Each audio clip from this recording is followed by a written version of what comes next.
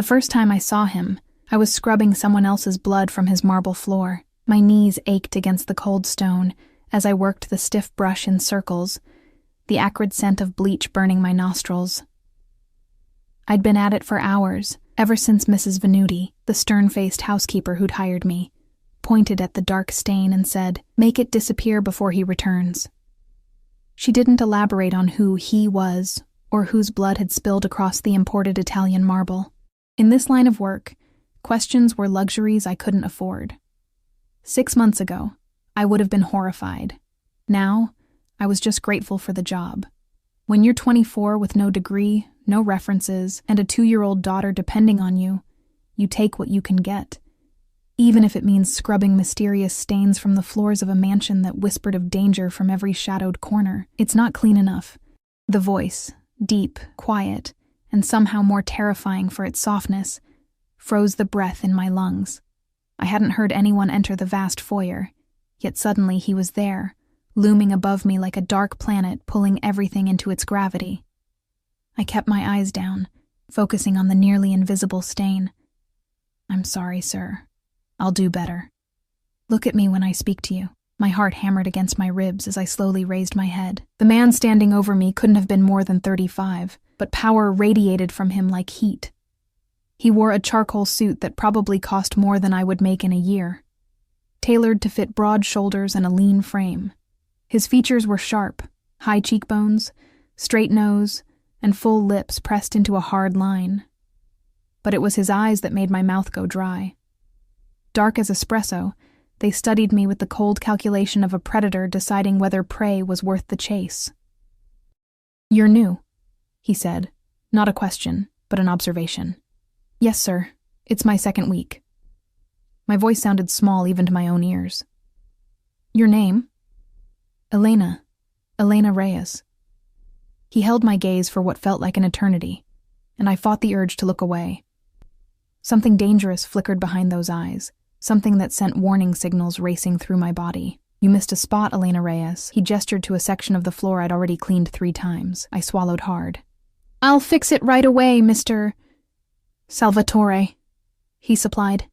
"Dante Salvatore. This is my home." The name landed like a physical blow. Everyone in the city knew that name, whispered it, feared it. Dante Salvatore, the man who controlled everything from the docks to City Hall with brutal efficiency. They called him the Ghost, not because he was difficult to find, but because those who crossed him simply disappeared. And I was on my knees before him, scrubbing his floors. "The children who live in my properties don't go hungry," he said suddenly, his accent thickening slightly. "Yet your daughter looks thin." Ice flooded my veins. "How do you—" "I know everything about everyone who enters my home." His eyes narrowed slightly. "You live in the Westbrook Apartments, Building C, Unit 312, rent-controlled housing I acquired last month." My mouth went dry. The fact that he knew about Lily, that he'd seen her, made me feel exposed in a way that transcended physical nakedness. She's fine," I stammered. "We're fine." His expression didn't change, but something shifted in those dark eyes. "Finish here, then report to the kitchen. Mrs. Venuti will have a package for you to take home." Before I could respond, he turned and walked away, his footsteps silent on the marble floor I'd spent hours cleaning. I released a breath I hadn't realized I was holding, my hands trembling as I picked up the brush again. That night, I returned to our tiny apartment with a package that contained enough groceries to fill our empty refrigerator for weeks. As I tucked Lily into bed, her little body finally full for the first time in months, I wondered what price would eventually come due for Dante Salvatore's unexpected generosity. I didn't have to wait long to find out. 3 weeks later, I was assigned to clean the east wing of the mansion, the private quarters. Mrs. Venuti handed me the key card with thinly veiled suspicion.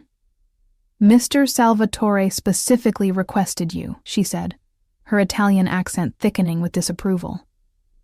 "Touch nothing beyond what needs cleaning.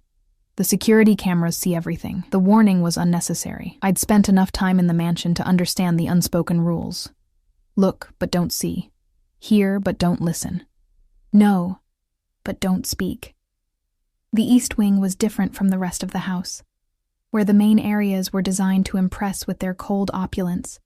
These rooms felt almost lived in, a book left open on a side table, a glass with fingerprints still visible on its surface, signs of humanity in a place that otherwise felt like a museum to wealth and power. I was changing the sheets on the massive four-poster bed when I heard the door open behind me. I didn't need to turn around to know who it was. Something in the air changed when he entered a room, like the pressure dropping before a storm.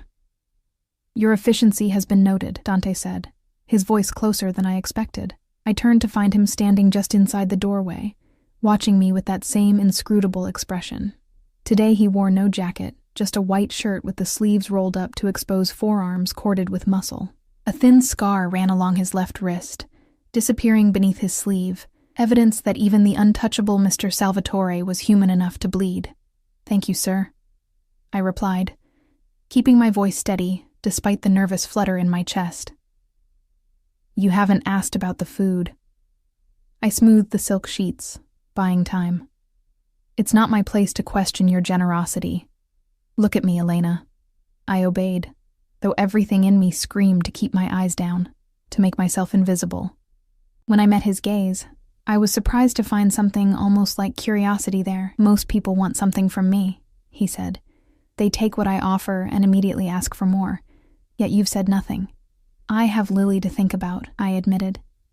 "Pride is a luxury for people who don't have children to feed." Something shifted in his expression. A softening so slight I might have imagined it. "How did you end up here scrubbing my floors?"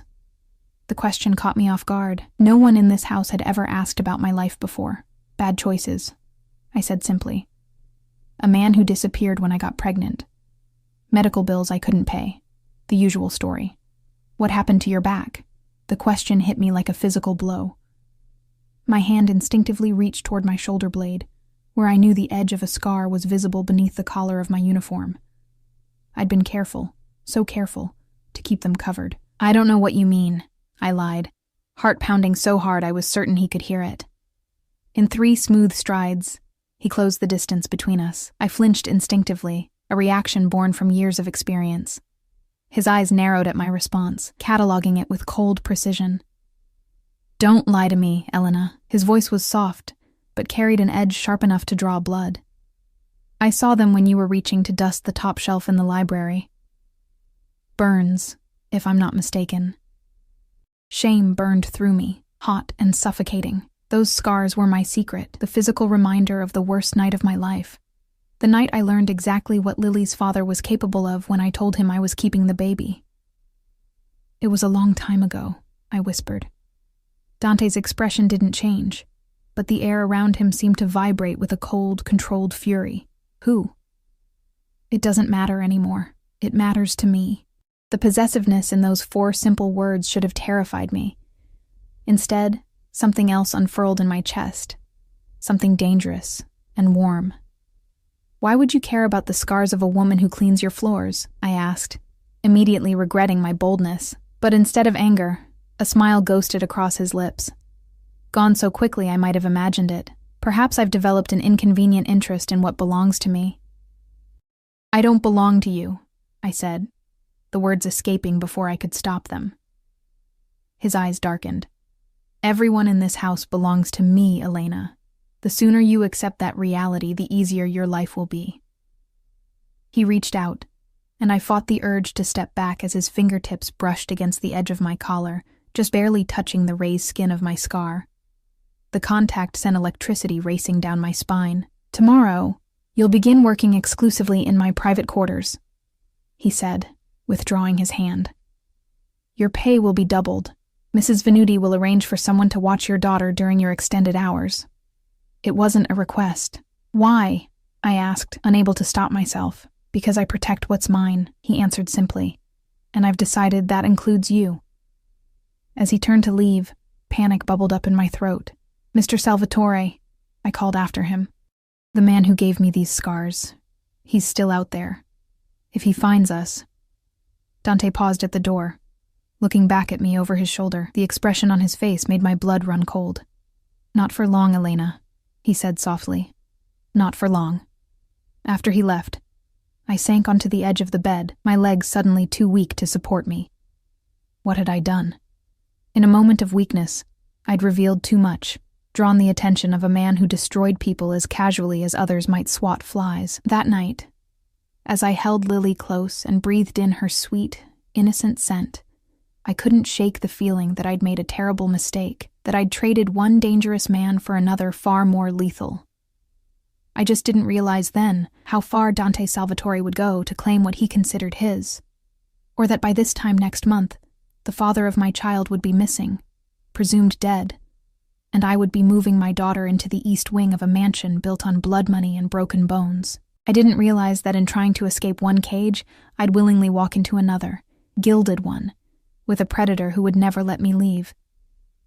The first time I saw the full extent of Dante Salvatore's power, I was standing in his kitchen at midnight, desperately trying to calm my screaming daughter. "Shh, baby, please," I whispered, bouncing Lily in my arms as she wailed, her small face flushed with fever. "You'll wake the whole house." We'd been living in the East Wing for 3 weeks. The transition had happened with frightening efficiency. One day I was cleaning Dante's floors. The next I was installed in a suite of rooms larger than any apartment I'd ever lived in, with Lily in a nursery that looked like it had been plucked from a luxury magazine. I never asked how he'd arranged it so quickly. Some questions were safer left unasked. Tonight, Lily's fever had spiked suddenly, her little body burning against mine as she cried in discomfort. I'd crept downstairs to find medicine, trying not to disturb the sleeping household. In Dante's world, I'd quickly learned that inconveniencing others could have consequences. "What's wrong with her?" The voice behind me sent ice through my veins. I turned to find Dante standing in the kitchen doorway, wearing only black pajama bottoms. In the dim light, I could see scars I'd never noticed before. A roadmap of violence across his chest and shoulders. Despite everything, my eyes lingered on the lean muscle of his torso before I forced myself to meet his gaze. "She has a fever," I explained, my voice strained as Lily continued to cry. "I was looking for children's medicine. I'm sorry we woke you." Instead of the annoyance I expected, something else crossed his face.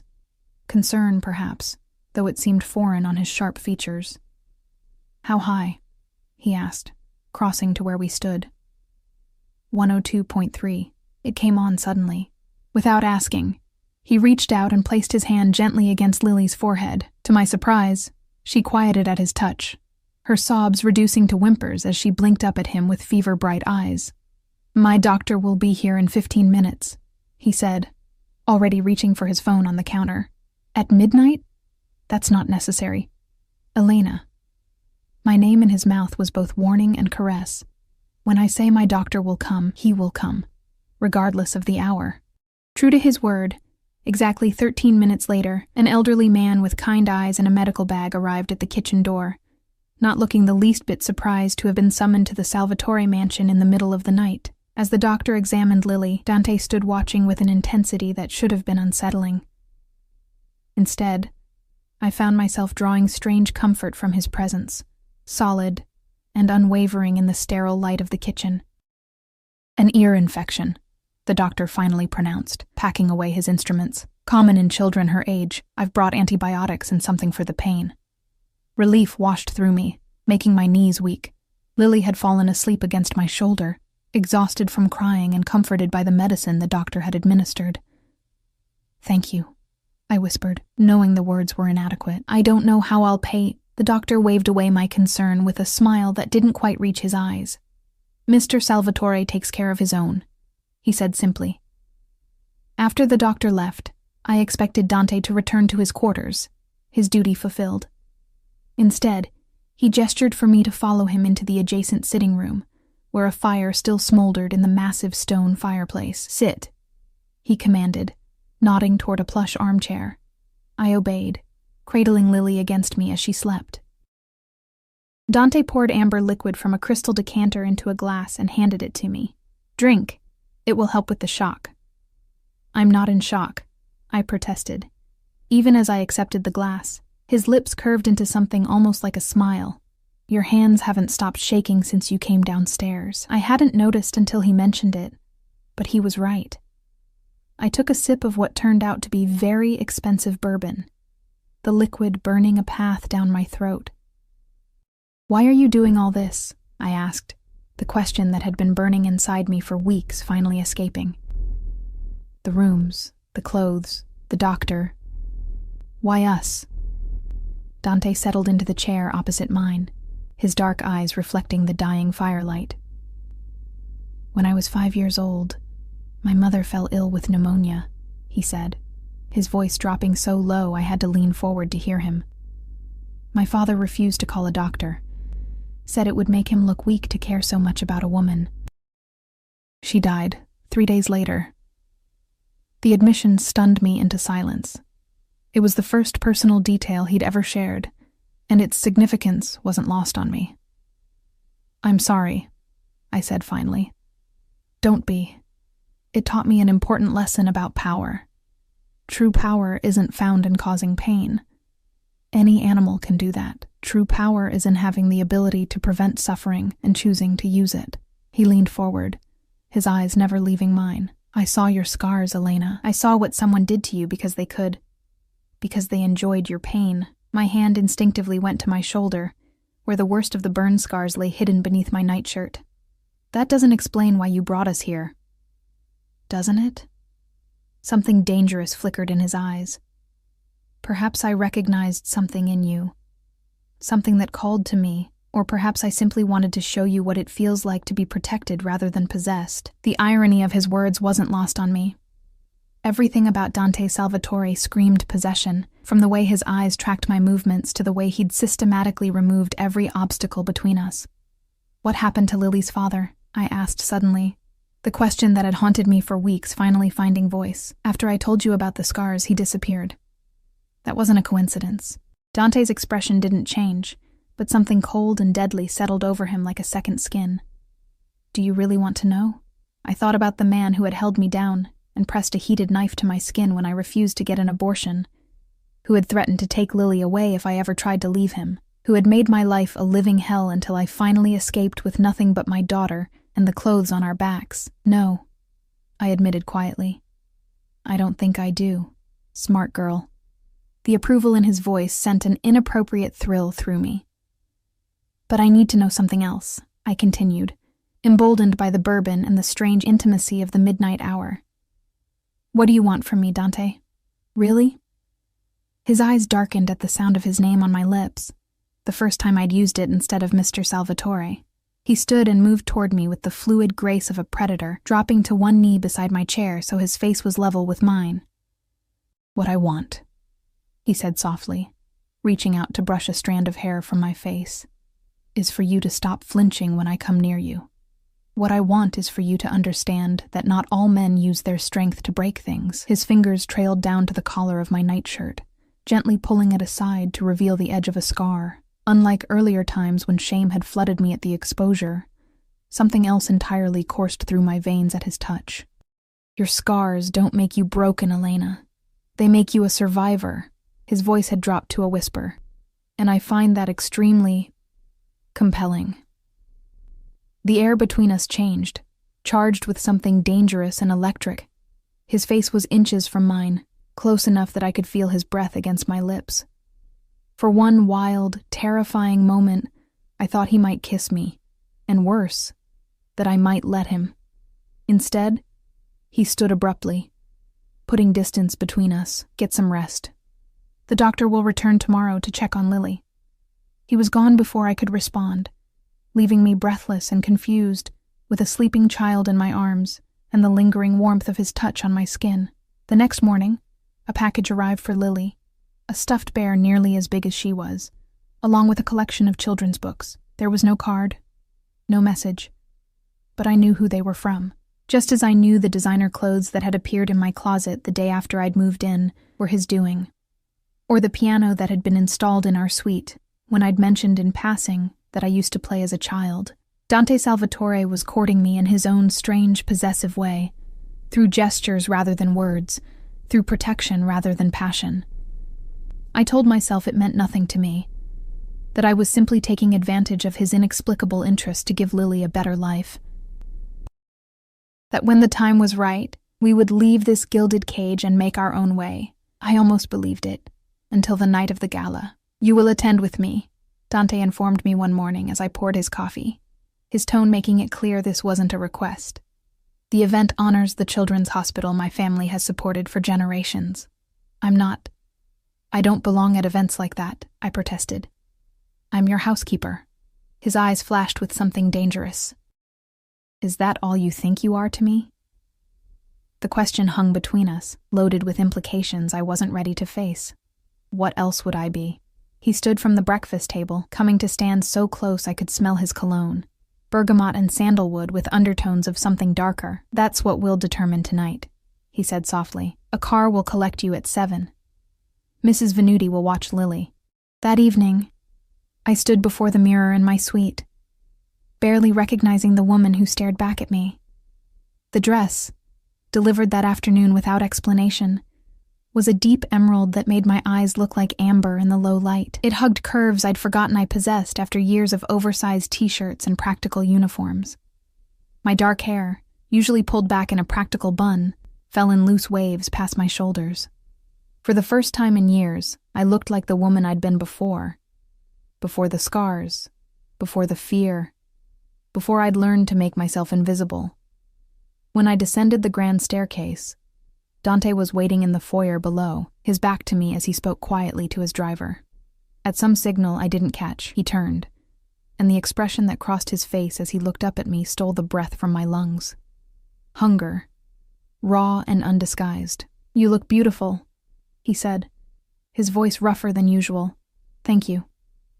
The words came out as a whisper as he helped me into the waiting Bentley. His hand lingered on the small of my back, sending electricity racing up my spine. The car pulled away from the mansion, and I watched Dante from the corner of my eye, struck by how different he seemed outside the confines of his home. More alert, more controlled. If such a thing were possible for a man who already exuded absolute command. 2 black SUVs flanked our car. Security, I realized with a jolt. I'd never left the estate with Dante before, had never seen this aspect of his life. People will talk, I said suddenly, anxiety fluttering in my chest, about why you brought your housekeeper to a gala. His mouth curved into that barely there smile that never failed to quicken my pulse. Let them talk. In my world, Elena, perception is a weapon. Tonight, we shape that perception to our advantage. And what perception is that? His eyes met mine in the dim interior of the car, dark and intent. That you are under my protection, that anyone who touches you, his voice dropped to a dangerous whisper, touches me. The implication sent a shiver through me that had nothing to do with fear. Why would anyone want to touch me? Because you're mine, he said simply. And in my world, what belongs to Dante Salvatore is always a target. The Bentley slowed as we approached a grand hotel lit up like a beacon against the night sky. Before we pulled to a complete stop, Dante reached across the space between us and took my hand in his thumb tracing slow circles against my palm. There's something you should know before we enter, he said, his voice low. There will be people there tonight who know what you were to me before, a housekeeper. Nothing more. They'll assume I've taken you as a mistress. Heat flooded my cheeks. And have you? The question hung between us, charged with possibilities I'd refused to acknowledge until this moment. That depends, he replied, his eyes never leaving mine. On whether you want to be taken. The double meaning wasn't lost on me. Before I could respond, the car door opened, and Dante stepped out, extending his hand to help me. As I emerged, flashbulbs exploded around us. Photographers capturing the arrival of the notorious Dante Salvatore and his mysterious companion. His arm slid around my waist, pulling me against his side in a gesture that was both protective and possessive. Smile, he whispered against my ear, his breath warm against my skin. Tonight, you're no longer invisible. As we walked toward the entrance, I felt the weight of 100 curious stares, heard the whispered questions rippling through the crowd. Who was this woman on the arm of the city's most dangerous man? Where had she come from? What power did she hold over the untouchable Dante Salvatore? What none of them knew, what I was only beginning to understand myself, was that the real question wasn't what power I held over him. It was what power he'd already claimed over me. The ballroom glittered with wealth and power. Crystal chandeliers casting prismatic light over women dripping in diamonds, and men whose casual conversations shaped the city's future. I felt like an imposter in their midst, despite the designer dress and Dante's hand possessively resting at the small of my back. "Stop looking like you're about to flee," Dante murmured, his lips close to my ear as he guided me through the crowd. "You belong here as much as anyone." "We both know that's not true," I whispered back. "I was scrubbing your floors a month ago." His grip tightened slightly, a subtle reminder of his strength. "And tonight you're on my arm, which makes you more powerful than half the people in this room. Remember that." Before I could respond, an older man with silver hair and sharp eyes approached us. Though he smiled, there was nothing warm in his expression, just calculation and barely disguised curiosity. "Dante," he greeted, his accent thick and Eastern European. "What a pleasant surprise. You rarely grace these events with your presence." "Victor." Dante nodded, his posture subtly shifting, becoming more guarded, more predatory. "The children's hospital is worth the inconvenience." Victor's gaze slid to me, assessing in a way that made my skin crawl. "And you've brought company. How unusual." "Elena," Dante said. "This is Victor Petrov. He controls the shipping routes north of the city." The introduction was pointed, a reminder of business boundaries rather than a social pleasantry. "Charmed," Victor said, taking my hand and bringing it to his lips before I could pull away. "I wonder where Dante has been hiding such a beautiful creature." "In plain sight," I replied, surprising myself with my boldness. Sometimes the most valuable things aren't locked away. Victor's eyebrows rose, and beside me, I felt rather than heard Dante's quiet approval. "Indeed," Victor said, releasing my hand. His eyes hardened as he turned back to Dante. "Speaking of valuable things, we should discuss the situation at the docks, privately." "Not tonight," Dante replied smoothly. "Tonight is for charity, not business." A flash of annoyance crossed Victor's face. "The matter is time-sensitive. Your absence from certain conversations has been noted." Something dangerous flickered in Dante's eyes. "Careful, Victor. Noting my activities too closely could be hazardous to your health." The threat hung in the air between them, wrapped in the veneer of polite conversation, but unmistakable in its intent. I fought the urge to step back, suddenly aware I was standing between two predators. "Perhaps I'll call on you tomorrow then," Victor conceded, though his smile didn't reach his eyes. He turned to me, inclining his head slightly. "Elena, I hope we'll meet again soon." As he melted back into the crowd, I released a breath I hadn't realized I was holding. "He doesn't like me. He doesn't know what to make of you," Dante corrected, guiding me toward the bar. "Which makes you a variable he can't control. Men like Victor fear what they can't control." "And men like you?" I asked, accepting the champagne flute he handed me. His lips curved slightly. "Men like me eliminate what we can't control, or we possess it so completely that control becomes irrelevant." The word sent a shiver down my spine, a reminder that the man beside me, with his gentle touches and protective gestures, was still the same man who made people disappear without a trace. "Is that what you're doing with me?" I asked, the champagne making me bold. "Possessing me so completely that you don't need to control me?" His eyes darkened as they fixed on mine. "Do you feel controlled, Elena?" The question gave me pause. In the weeks I'd lived under Dante's roof, he'd never once raised his voice to me, never threatened, never demanded. He'd given Lily and me everything we could possibly need or want. The cage he'd built was so beautiful, so comfortable. I sometimes forgot it was a cage at all. I hesitated, searching for the right word. "Protected. There's a difference," he said softly. "Is there?" I challenged. "Protection requires power, the power to keep others away, the power to decide what's best for me. How is that different from control?" Instead of answering, Dante set down his untouched drink and held out his hand. "Dance with me." It wasn't a request, but I took his hand anyway, allowing him to lead me to the center of the ballroom where other couples moved in time to the orchestra's waltz. His arm circled my waist, drawing me against him with a possessiveness that should have frightened me. Instead, I found myself melting into his embrace, my body fitting against his as though designed for that purpose. Control. he said, his voice low enough that only I could hear, is restriction. It's punishment and reward, action and consequence. Protection. His hand splayed against my lower back, warm through the thin fabric of my dress, is freedom within boundaries, the freedom to live without fear, to grow, to want. And which do you prefer? I asked, my voice barely above a whisper. His eyes held mine, dark and intent. With you? Neither. What then? His grip tightened almost imperceptibly. Devotion. The word hung between us, heavy with meaning I wasn't ready to face. Before I could respond, the music ended, and Dante guided me from the dance floor, his hand never leaving the small of my back. Throughout the evening, I watched him navigate the crowd with the calculated precision of a chess master, charming when necessary, intimidating when useful. Everyone wanted something from him, a moment of his time, a business favor, a political alliance. And through it all, he kept me at his side, a statement I was only beginning to understand. It was well past midnight when we finally left, the Bentley gliding through empty streets as I watched city lights blur past the window.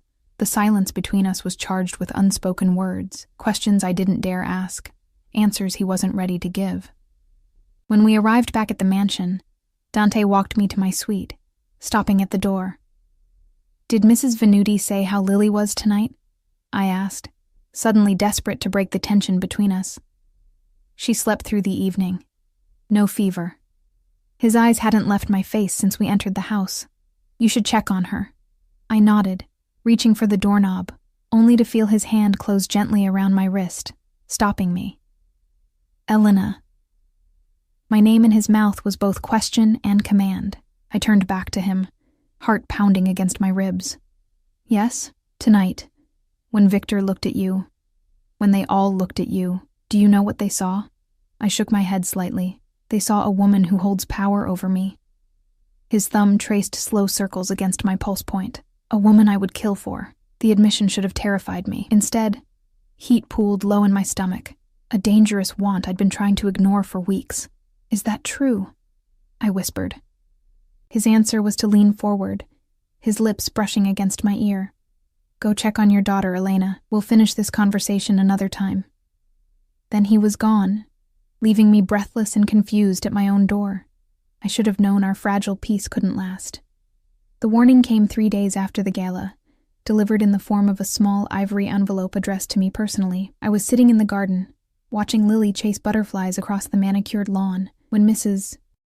Venuti appeared with the mail. This arrived for you, she said, her tone making it clear she disapproved of anyone sending correspondence to me at the Salvatore mansion. The envelope contained a single photograph, me entering the mansion with Lily in my arms, taken from a distance but clear enough to recognize us both. On the back, written in elegant script, were the words, "What would Dante Salvatore do to keep you safe? We're eager to find out." Ice flooded my veins as I stared at the threat in my hands. Someone had been watching us. Someone knew about Lily. Someone was planning to use us against Dante. I should have gone to him immediately. Instead, panic and instinct took over. The same instinct that had kept Lily and me alive when her father had tried to hurt us. I ran. It was almost too easy. Mrs. Venuti had gone inside, and the security guard who usually patrolled the garden had stepped away to take a call. I scooped Lily into my arms, grabbed my purse, and slipped through the gate that led to the service road. A passing taxi took us to the bus station. By the time anyone at the mansion noticed we were gone, we were already crossing the city line, headed for my cousin's house 3 towns over. I knew it was futile. If Dante wanted to find us, he would. But the need to protect Lily overwhelmed rational thought. I had to get her away from the danger I'd unwittingly brought into her life. My cousin Marta asked no questions when we appeared on her doorstep, though her eyes widened at the sight of my designer clothes and the thick roll of cash in my wallet, money I'd been saving from my generous salary.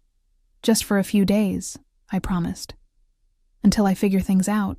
Marta, who'd taken me in once before when I was fleeing Lily's father, simply nodded and showed us to her spare room. That night, after Lily had fallen asleep, I sat by the window watching shadows move across the street. Every passing car made my heart race. Every distant sound could be footsteps approaching. I knew it was only a matter of time. I was right. The black Bentley pulled up outside Marta's modest home at precisely 2:13 a.m. I watched from the window as Dante emerged, his face a mask of cold fury even in the dim streetlight. He was alone, no security, no driver, which somehow made his presence more terrifying. I met him at the door before he could knock, not wanting him to wake the household. "How did you find me?" I asked, though the question was pointless. Dante Salvatore could find anyone he wanted. His eyes were darker than I'd ever seen them, rage and something else, fear simmering just beneath the surface. "You're mine," he said simply, as though that explained everything, and perhaps it did. "We need to leave," I whispered, stepping onto the porch and pulling the door closed behind me. "Someone's watching us. Someone sent a threat. I know," he interrupted, his voice deadly quiet. "Viktor Petrov's men have been following you for days. When you disappeared from the garden, they followed you here. Horror washed over me. You knew about the threats and didn't tell me. I didn't know they'd contact you directly." A muscle ticked in his jaw, a mistake I won't make again. "Dante, you ran!" The accusation cut through the night air between us. "I gave you everything. Safety, security, a future for your daughter, and you ran from me. I ran because I was trying to protect Lily." My voice rose despite my effort to stay quiet. "I ran because being associated with you put a target on her back." Something flashed in his eyes, hurt, quickly masked by anger. "And you think you can protect her better than I can? You think running to your cousin's unguarded home in the middle of the night was protecting her? I think I'm her mother, and it's my job to keep her safe." "From me?" he demanded, stepping closer until I could feel the heat radiating from his body. "From the consequences of being important to you," I corrected, standing my ground despite the thundering of my heart. He was silent for a long moment, his eyes never leaving mine. When he spoke again, his voice had dropped to a dangerous whisper. "Get your daughter, Elena. We're going home." "And if I refuse?" The look he gave me was both tender and terrifying.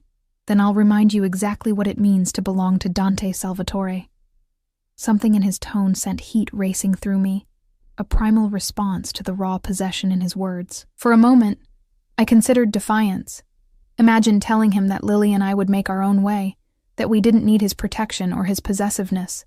But the image of the photograph flashed through my mind, the threat implicit in those carefully written words. Whoever had sent it wouldn't stop because I'd left the mansion. If anything, we were more vulnerable now. "Give me 5 minutes," I said finally. Relief flickered across his face, so brief I might have imagined it. 3, he countered. "And Elena." His hand caught my wrist as I turned toward the door. "Don't make me come in after you." 15 minutes later, we were in the Bentley, Lily still miraculously asleep in the car seat that had appeared as if by magic. I sat rigid beside Dante, the silence between us heavy with unspoken accusations. "You frightened me," he said finally, his eyes fixed on the road ahead. "When Mrs. Venuti told me you were gone, I thought Petrov had taken you." The admission stunned me. I'd never heard Dante confess to fear before. Hadn't been sure he was capable of it.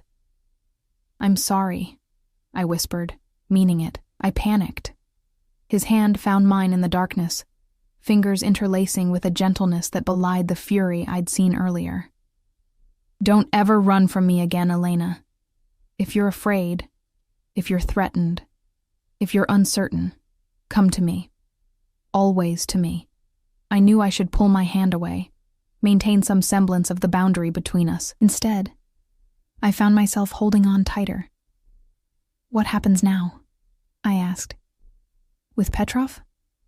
Dante's expression hardened, the brief vulnerability vanishing as quickly as it had appeared. "Now I remind Victor why crossing me is a death sentence." The cold certainty in his voice sent a shiver down my spine, a reminder that the man beside me, whose hand held mine with such tenderness, was still capable of unspeakable violence. "Will there be blood on your floors again?" I asked quietly. His eyes met mine briefly, dark and unreadable in the dim light of the car. "Not this time." He squeezed my hand gently. "This time there won't be anything left to clean up." As the Bentley glided through the night toward the mansion that had become our home, I realized with startling clarity that I was no longer afraid of Dante Salvatore. I was afraid of what I felt for him. Afraid of the way my heart raced when he entered a room. Afraid of how safe I felt in his presence, despite knowing what he was capable of. Most of all, I was afraid of the growing certainty that I didn't want to run anymore. Not from him, not from this life, not from the dangerous, consuming feeling that had taken root in my chest. Because somewhere between scrubbing his floors and sitting beside him in his car, I'd begun to crave the very cage I'd once feared. When we returned to the mansion that night, Dante carried Lily to her bed himself. I watched from the doorway as he laid her down with unexpected gentleness, his large hand smoothing her dark curls from her forehead. "She looks like you," he observed quietly, his eyes tracing her small features. "Everyone says that." I moved to stand beside him, drawn by the tenderness in his expression, a side of him so few people ever saw. "Good." His voice dropped lower. "It means there's nothing of him in her." The simple statement carried such weight. Acknowledgement of the pain in my past and fierce protection of my daughter's future in one breath. After tucking Lily in, Dante led me not to my suite, but to his private study. A room I'd cleaned but never been invited to enter as anything but staff. The space embodied him perfectly. Dark wood, leather-bound books, and floor-to-ceiling windows overlooking the expansive grounds. A crystal decanter of amber liquid sat on a side table, catching the low lamplight. "Drink," he said, pouring 2 glasses and handing one to me. "You need it." I accepted without argument, the events of the day catching up with me as exhaustion settled deep in my bones. The whiskey burned pleasantly down my throat, warming me from the inside. "We need to discuss what happens next," Dante said, watching me over the rim of his glass. "With Petrov?" "With us." The 2 simple words hung in the air between us, charged with possibility. I took another sip of whiskey, buying time to gather my thoughts. "I don't know what you want me to say," I admitted finally. Dante set his glass down and closed the distance between us, taking my face in his hands with a gentleness that belied the strength I knew he possessed. "Say you'll stay," he murmured, his eyes never leaving mine, "not as my housekeeper, not as a woman under my protection, but as mine, Elena." Completely mine, my heart hammered against my ribs, his proximity making it difficult to think clearly. "And what does that mean exactly, to be yours?" "It means no more pretending." His thumb traced the curve of my cheek, sending electricity racing along my skin. "No more separate suites, no more boundaries between us. And Lily? She's been mine since the moment you both crossed my threshold." The possessiveness in his voice should have frightened me. Instead, it ignited something warm and dangerous in the pit of my stomach. "Dante." Whatever I might have said was lost as his mouth claimed mine, the kiss at once gentle and devastating. His lips moved against mine with practiced skill, coaxing rather than demanding, though the barely restrained power behind the gesture was unmistakable. I should have pulled away, should have reminded myself who he was, what he was. Instead, I found myself melting against him, my body betraying every rational thought as my arms wound around his neck. When we finally broke apart, both breathless, his eyes had darkened to obsidian. "Tell me to stop," he whispered, his forehead resting against mine. "Tell me you don't want this, and I'll never touch you again." The choice hung between us, the last semblance of control he was offering me. In that moment, with his taste on my lips and his hands gentle at my waist, there was only one answer I could give. "Don't stop," I breathed, and watched his expression transform with hunger. What followed was a blur of sensation. His mouth hot against my neck, my back pressed against the bookshelf as his hands explored my body with reverent possession. When he finally carried me to his bedroom, laying me across sheets that smelled of sandalwood and him, I surrendered completely to the tide of feeling that had been building since the first moment I'd seen him.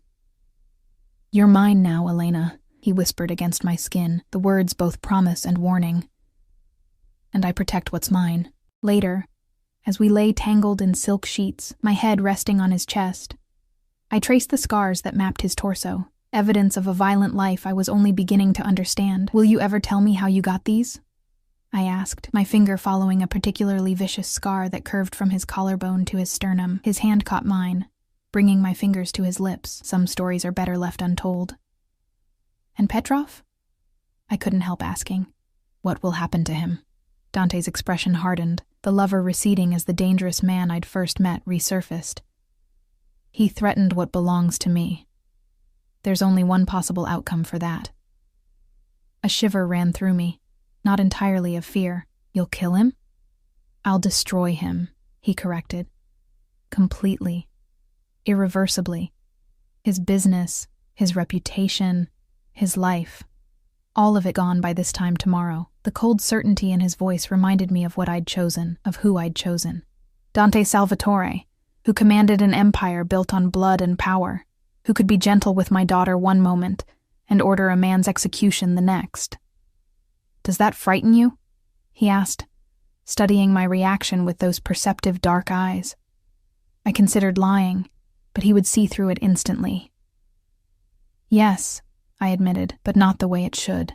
His lips curved into that rare, genuine smile that made my heart skip. Good. A healthy fear will keep you alive in my world, Elena. Is that what this is now? Your world? His hand cradled my face, thumb brushing across my lower lip. Our world. And I'll burn down anyone who tries to take it from us. The words were both beautiful and terrible. A promise of protection wrapped in violence. Yet as I drifted to sleep in his arms, I couldn't deny the sense of rightness, of belonging that had settled over me. For better or worse, I had chosen my cage and the man who held the key. The peace we found that night lasted exactly 27 hours. I was in the garden with Lily, watching her chase butterflies across the manicured lawn, when Mrs. Venuti appeared at my side, her usually stern expression replaced with something that might have been concern. "Mr. Salvatore requires you in his study," she said, her accent thickening with tension. Immediately. Something in her tone sent alarm racing through me. What's happened? Her eyes flickered to Lily. I'll watch the child. Go. Now. I hurried through the mansion, my mind racing with possibilities, each worse than the last. When I reached Dante's study, the door was ajar, voices carrying from within. Dante's, cold with controlled fury, and another I didn't recognize. I knocked once, then pushed the door open to find Dante standing behind his desk, his posture rigid with tension.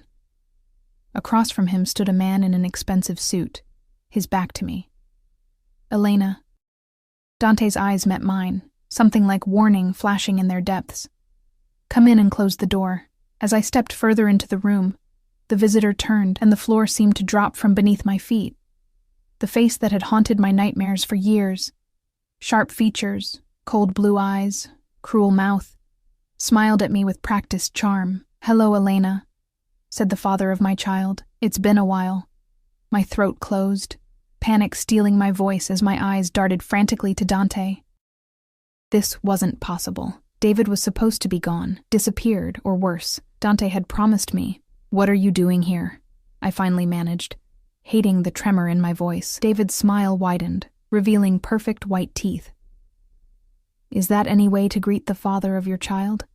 After all this time, Mr. Reed claims he's been searching for you," Dante said, his voice deceptively calm. Only the murderous glint in his eyes betrayed his fury. "For the daughter he says was stolen from him." Understanding crashed over me like ice water. David hadn't come for me. He'd come for Lily. My hand instinctively went to the scar on my shoulder, the memory of that night burning fresh in my mind.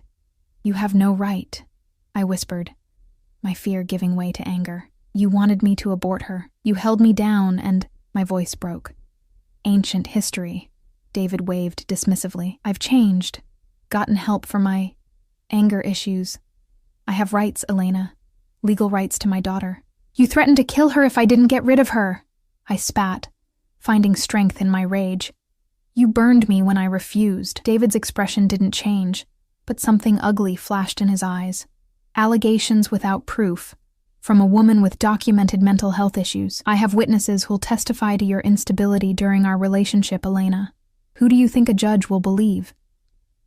Horror washed over me as I realized what he was doing. He didn't care about Lily, had never cared about her. This was about control, about punishing me for escaping him. "That won't happen," Dante interjected, his voice deadly soft. "Elena and Lily are under my protection now." David turned to him with practiced insolence. Yes, the notorious Mr. Salvatore. I've heard all about your arrangement with my former girlfriend. Tell me, how much did you pay for her? She always did have a talent for attaching herself to wealthy men."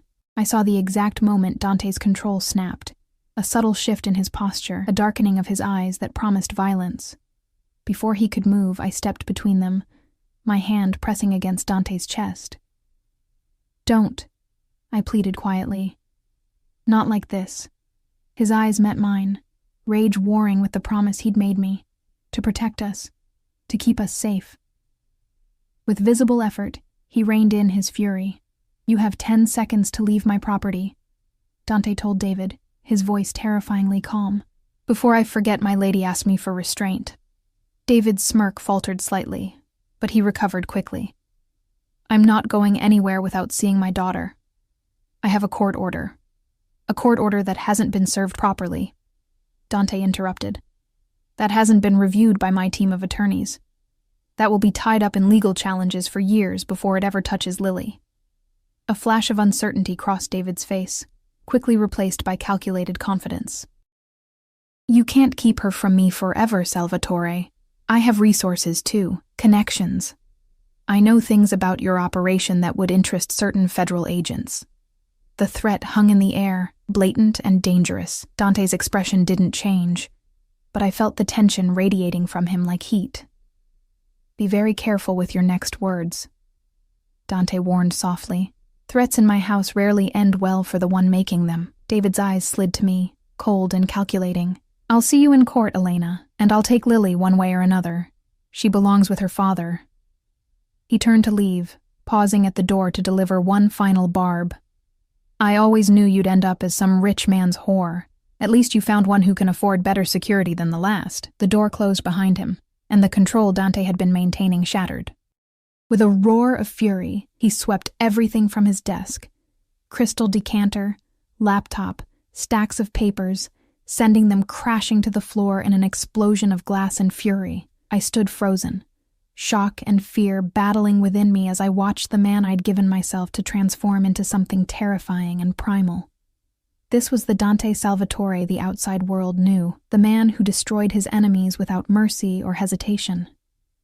"He won't touch her," Dante snarled, his eyes black with rage. "He won't come within 1,000 yards of either of you." "How did he find us?" I whispered, wrapping my arms around myself as tremors began to shake my body. "How did he know where we were?" Dante crossed to me in 3 quick strides, his hands gentle as they framed my face despite the fury still evident in every line of his body. "Petrov," he said grimly. "This is his counter move. He couldn't get to me directly, so he found the one person who could hurt you most." "But how?" "Money," Dante said simply. "Enough money can find anyone, Elena, even a man who disappeared." Cold realization settled over me. "You didn't kill him." It wasn't a question. "When I told you about the scars, about what he did, you didn't kill him." Something like regret flashed across Dante's face. "I had him beaten, warned, paid to stay away from you and Lily forever." His jaw tightened. "A mistake I won't repeat." Fear clutched at my chest, not for myself, but for the man before me. "Dante, no. If anything happens to him now, after he threatened you publicly, came to your house, I don't care." He interrupted, his voice rough with emotion. "I let him live once, and he came back to threaten what's mine. There won't be a second chance." Panic rose within me as I realized what he was planning. "They'll connect it to you. They'll take you away from us." His expression softened slightly as he looked down at me. "No one takes me from what's mine, Elena. Not the police. Not the feds. No one. Please," I whispered, clinging to his shirt. "There has to be another way." For a long moment he studied my face, conflict evident in his eyes. Then, with visible effort, he reined in his rage. 3 days, he said finally. "I'll give my lawyers 3 days to handle this legally, if they can't make him disappear through the courts." His expression hardened. "Then I'll make him disappear my way." Relief flooded me, temporary though it might be. Thank you. His hand stroked my cheek, a gesture at once tender and possessive. Don't thank me yet, Elena. One way or another, the father of your child will be gone from your life by the end of the week. The only question is whether he'll be breathing when he goes. As he pulled me against his chest, his heartbeat strong and steady beneath my ear, I realized with startling clarity that I didn't care which option Dante chose. All that mattered was keeping Lily safe, protecting her from the man who'd threatened her life before she was even born. And if that protection came with blood on Dante Salvatore's hands, I would learn to live with it. Because somehow, between the scars and the fear and the desperate need for safety, I'd fallen in love with the most dangerous man in the city. A man who called me his, who would kill to protect what belonged to him. A man who might lose everything, his freedom, his empire, his life, because of the choice I'd made to stay. I'll take Lily and go, I whispered against his chest. Somewhere he can't find us. You can arrange it. New identities. A new life. Dante pulled back, his expression darkening. You would leave me?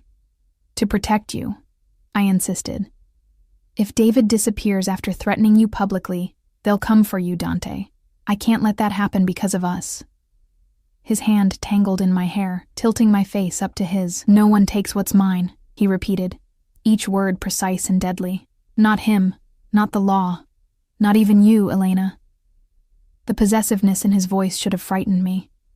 Instead, it ignited that dangerous warmth in my chest again. The certainty that I belonged to this man, completely and irrevocably. Then we face this together, I said, making my choice once and for all.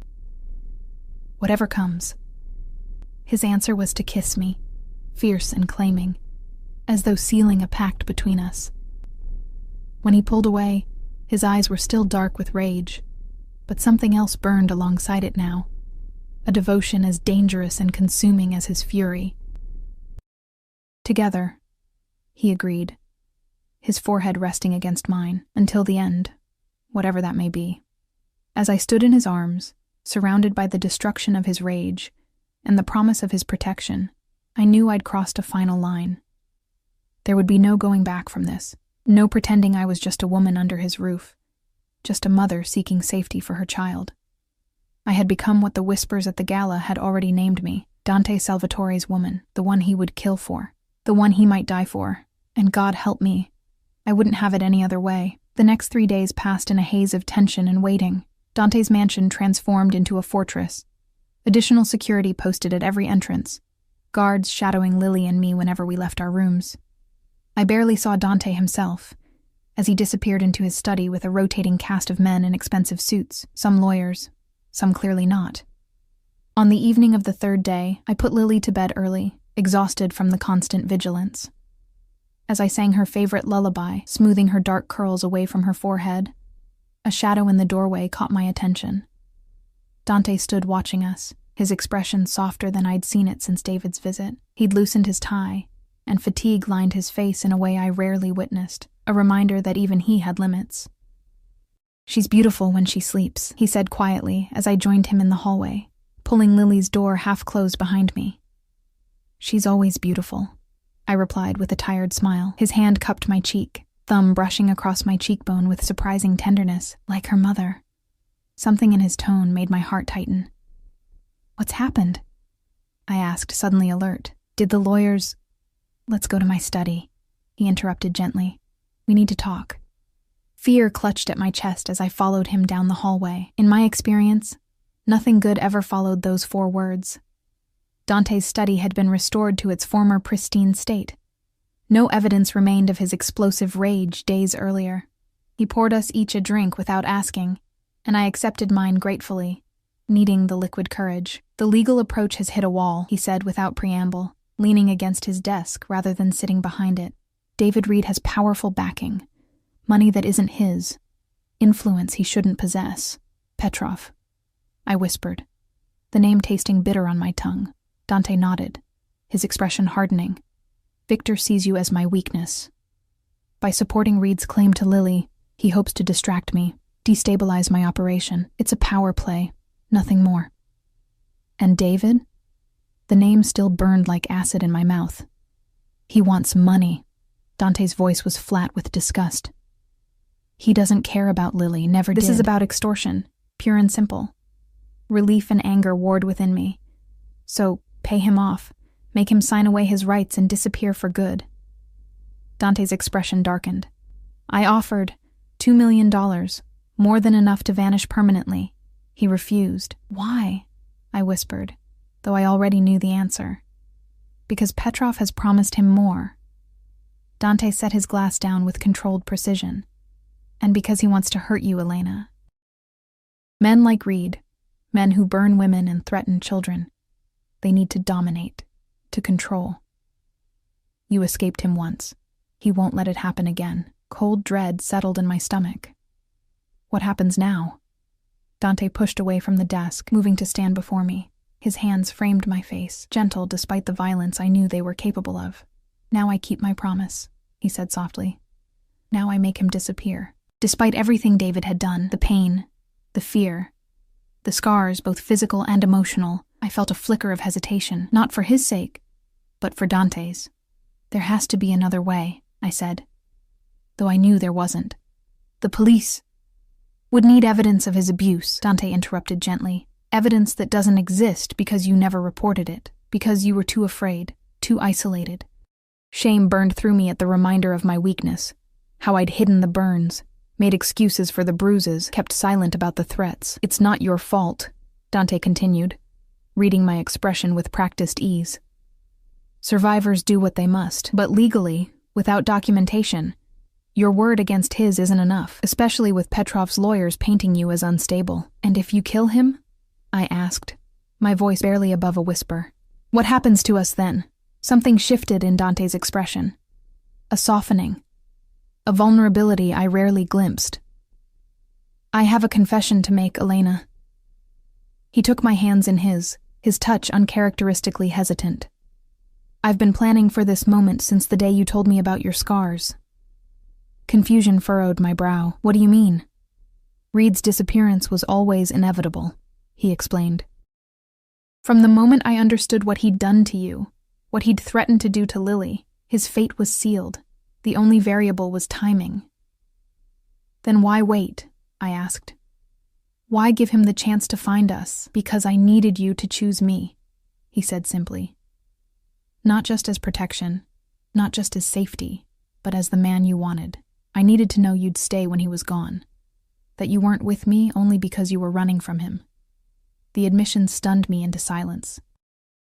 All this time, I'd believed Dante had spared David out of some misplaced mercy, some attempt to keep his hands clean for my sake. The truth was both simpler and more complex. He'd been waiting for me to give myself to him completely. And now?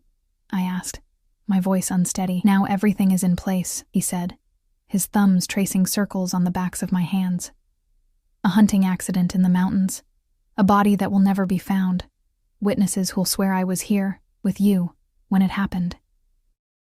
The clinical precision with which he described murder should have horrified me.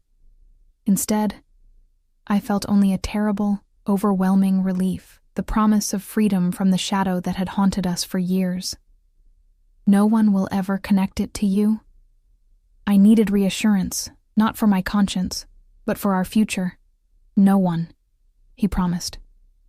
Not even Petrov, though he'll suspect. But suspicion isn't proof, and without Reed to manipulate, his leverage is gone. I searched his face, looking for any sign of doubt, any indication that he wasn't certain of success. I found none, only that calm, deadly confidence that had drawn me to him from the beginning. When? I asked, the single word carrying the weight of my consent. Tonight. He brushed a strand of hair from my face, tucking it behind my ear with surprising tenderness. It's already in motion. I should have felt something. Horror, guilt, fear. Instead, I felt only the certainty that this man would do anything to protect what was his, that he'd kill without hesitation to keep Lily and me safe, and God help me. I loved him for it. There's something else, Dante said, his expression shifting subtly. Something I need to ask you before this is done. My heart stuttered in my chest as he reached into his pocket, withdrawing a small velvet box. With a grace that belied his size and strength, He dropped to one knee before me. "Elena Reyes," he said, opening the box to reveal a diamond ring that caught the light like captured fire. "When this is over, when you and Lily are truly safe, will you be my wife?" Tears blurred my vision as I stared down at him, this powerful, dangerous man on his knees before me. The question shouldn't have surprised me. Dante Salvatore claimed what was his, completely and permanently. Yet somehow the formal declaration stole the breath from my lungs. "You want to marry me?" I whispered, scarcely believing the words even as I spoke them. "I want to give you my name," he replied, his eyes never leaving mine. "I want Lily to be my daughter in every way that matters. I want the world to know that you belong to me, and I to you." There were 1,000 reasons to refuse. His world of violence and power, the blood on his hands, the enemies who would always see us as leverage against him, yet in that moment, none of them mattered. "Yes," I said, the word escaping on a breath. "Yes, I'll marry you." His smile, rare and genuine, transformed his face as he slid the ring onto my finger. The diamond was enormous, ostentatious in a way that would have embarrassed me months ago. Now I recognized it for what it was. A declaration of possession, a warning to others, a promise of protection. Dante rose to his feet, pulling me against him in a kiss that was at once tender and claiming. When he finally broke away, his expression had shifted back to dangerous resolve. "Wait for me in our bed," he murmured, his hands lingering at my waist. "This will be over by morning." As I watched him leave the study, phone already at his ear as he issued quiet commands, I felt a strange sense of peace settle over me. Tonight, David Reed would disappear from our lives forever. Tomorrow we would begin a new chapter, not as the broken woman who'd scrubbed blood from Dante's floors, but as the future Mrs. Salvatore. The cage had become a fortress, and I had finally stopped fighting the bars. Dante didn't return until dawn, slipping into our bed as the first pale light filtered through the curtains. I stirred at his presence, reaching for him instinctively. "Is it done?" I whispered into the dimness. His arms encircled me, pulling me against the solid warmth of his chest. "It's done," he confirmed, his voice carrying the finality of an executioner's swing. "He won't trouble you or Lily ever again." Relief washed through me, so profound it bordered on physical pain. For the first time since Lily's birth, the shadow of fear that had followed us everywhere was gone. "And Petrov?" I asked, knowing the danger hadn't entirely passed. Dante's hand stroked the length of my spine, soothing despite the violence I knew it had just orchestrated. "A message has been sent. He'll retreat, regroup. But he won't move against us directly again." "How can you be sure?" His lips brushed my forehead, unexpectedly gentle. "Because in this world, Elena, there are lines even men like Victor won't cross. He tested my boundaries, found them unyielding, and lost a valuable asset in the process. He's a businessman at heart. He won't risk further losses for a vendetta." I wanted to believe him, needed to believe him for Lily's sake. "And if he does?" Dante's arms tightened around me, protective and possessive. "Then I'll destroy him too," he said simply. "Anyone who threatens my family forfeits their right to exist in my world." Family. The word echoed in my mind, sweet and powerful. Somehow, in the chaos of blood and fear and desperate need for safety, we had formed something I'd never truly had before. A family built on protection rather than pain, on possession rather than control. "When do you want to get married?"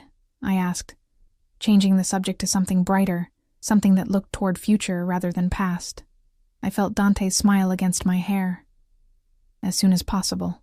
A month, perhaps 2 for preparations. Nothing extravagant, just family and my closest associates." The casual mention of family gave me pause. "Do you have family? You've never mentioned them." A moment of silence followed, long enough that I thought he might not answer. "A sister," he said finally, "in Milan with her husband and children. We speak rarely, for her safety more than mine." I absorbed this new information, this glimpse into the man behind the power. "Will she come for the wedding?" "She'll come," he confirmed. Francesca has been waiting a long time for me to find someone worth bringing into the family. Warmth bloomed in my chest at the thought that I might be worthy of such consideration. that this powerful, dangerous man had chosen me not just for my body or my vulnerability, but for something deeper. "And Lily?" I asked. "Will you adopt her?" Dante shifted, propping himself up on one elbow to look down at me, his expression serious in the growing light. "If you'll allow it. I want her to have my name, my protection, my legacy. I want to be her father in every way that matters." Tears pricked at my eyes, unexpected and overwhelming. The image of Dante, who could order a man's death without flinching, teaching Lily to ride a bike, reading her bedtime stories, walking her down the aisle someday, was almost too much to bear. "She already loves you," I whispered, reaching up to touch his face. "She lights up when you enter a room." Something vulnerable flashed across his features, gone so quickly I might have imagined it. "And you, Elena? Do you love me? Not just for the safety I provide, not just for what I can give you, but for who I am." The question caught me off guard. Dante Salvatore, who commanded an empire with absolute authority, who killed without hesitation to protect what was his, was asking if I loved him, as though there was any doubt. "Yes," I answered, the truth of it settling in my bones. "God help me. I love every part of you, even the parts that terrify me." Relief softened his expression, and he lowered his mouth to mine in a kiss that was surprisingly gentle. "Good," he murmured against my lips, "because I've loved you since the moment I saw you scrubbing my floors. So determined, so broken, yet still fighting." We made love as the sun rose, his touches gentle despite the night's violence, as though reminding both of us that his hands could create pleasure as easily as they dealt death. Afterward, as we lay tangled in sheets damp with sweat, his fingers traced the scars on my back, not with pity, but with reverence. "These are badges of honor," he said quietly. "Proof that you survived, that you protected our daughter when no one else would. Our daughter." The simple phrase brought fresh tears to my eyes. "I want more," I confessed, the words escaping before I could reconsider them. "More children. A brother or sister for Lily." Dante's hand stilled against my skin, his eyes finding mine with an intensity that stole my breath. "You would bear my children?" The vulnerability in the question broke my heart a little. For all his power, all his wealth, he still couldn't quite believe that I had chosen him completely. "Yes," I whispered, bringing his hand to my stomach. "I want to carry your child, Dante. I want to build a family with you." The smile that transformed his face was like sunrise breaking through storm clouds, rare and breathtaking. "Then we'll start trying immediately," he declared, rolling me beneath him once more. "I'm a very determined man, Elena. I always get what I want." I laughed, the sound light and free in a way I hadn't felt in years. "So I've noticed." Later that morning, as Dante and I sat at breakfast with Lily babbling happily between us, I caught him watching us with an expression I'd never seen before. Contentment, perhaps, or something close to peace. "What are you thinking?" I asked, reaching across the table to take his hand. His fingers interlaced with mine, strong and steady. "That some men spend their lives accumulating wealth, power, territory, believing these things will fill the emptiness inside them." His eyes met mine, dark and sincere. I was one of those men, until I found something worth more than all of it. "And what's that?" I asked, though I already knew the answer. His gaze moved from me to Lily, then back again, his expression softening in a way few people would ever witness. "A family to protect," he said simply. "A reason to come home." As I looked at him across the breakfast table, this dangerous, complicated man who had killed for us, who would kill again without hesitation if necessary, I realized we had both found what we truly needed. He had found something worth more than power. I had found something better than safety. We had found each other. 6 weeks later, I became Elena Salvatore in a small ceremony overlooking the Mediterranean at Dante's villa in Sicily. Lily, resplendent in a white dress that matched mine, threw flower petals with reckless abandon and called Dante Papa for the first time. That night, as we stood on our private terrace under a canopy of stars, Dante's arms encircled me from behind, his hand splaying possessively across my still flat stomach. "My wife," he murmured against my neck, the words filled with satisfaction. My family. I leaned back against his solid strength, feeling safer and more cherished than I'd ever imagined possible. The scars on my back no longer burned with shame, but spoke of a journey that had led me here, to this man, this life, this unexpected happiness. No regrets? He asked, a rare note of uncertainty in his voice. I turned in his arms, reaching up to frame his face with my hands. None, I promised, meaning it completely. Every scar, every struggle, every moment of fear, they were all leading me to you. His kiss was gentle, reverent, a promise of protection that would never falter, of possession that would never waver. And as the stars shone overhead and the Mediterranean waves crashed against the rocks below, I surrendered completely to the truth I'd been fighting since the first moment I saw him. Some cages weren't meant to be escaped. Some were meant to be called home.